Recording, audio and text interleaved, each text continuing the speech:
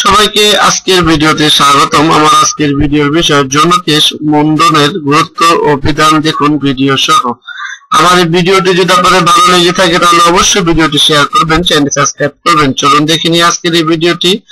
যৌনকেশ মুন্ডনের মতো একান্ত ব্যক্তিগত ও সামান্য বিষয় ইসলামের জীবন বিধানের আওতাভুক্ত।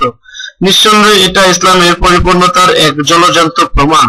ইসলাম এভাবে ছোটখাটো ব্যক্তিগত ব্যাপার থেকে নিয়ে আন্তর্জাতিক সকল সমস্যার সমাধান প্রদান করেছে। হতভাগা আমরা বুঝতে পারি না ইসলাম সৃষ্টির তরে মহান স্রষ্টা আল্লাহর কত বড় নিয়ামত। ইসলামী জীবন বিধানে যৌনকেশ মুন্ডনের প্রতি জোর তাগিদ আরোপ করা হয়েছে। বলা হয়েছে এটা মানব স্বভাবের প্রকৃতিগত গুণ, সকল নবীর সুন্নত।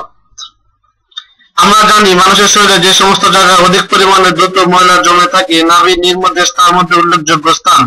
আমরা এই স্থান প্রতিদিন পরিষ্কার করে থাকলেও যৌনকেশ গুচ্ছের গোড়ায় ধীরে ধীরে ময়লা ও সূক্ষ্ম আস্তরণ জমে, তা কিন্তু পরিষ্কার করা সম্ভব হয় না।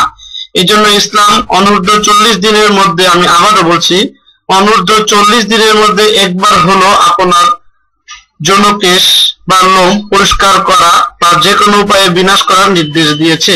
মহানবী সাল্লাল্লাহু আলাইহি ওয়াসাল্লাম আমাদের এই কর্মের প্রতি উৎসাহ দিতে যে বলেন, আমার এই ভিডিওটি যদি অন্য কেউ তার চ্যানেলে আপলোড করে তাহলে অবশ্যই ইউটিউব অ্যাডমিনকে ইনফর্ম করা হবে। এটি শুধুমাত্র জাস্ট ফানের জন্য তৈরিকৃত একটি ভিডিও, অন্যথায় ইউটিউবের কাছে কপিরাইট ক্লেম করা হবে। আপনার জীবনকে সুস্থ, সুন্দর ও সুখময় করার জন্য নিয়মিত ভিজিট করুন আমাদের জাস্ট ফান ভিডিও চ্যানেলটি।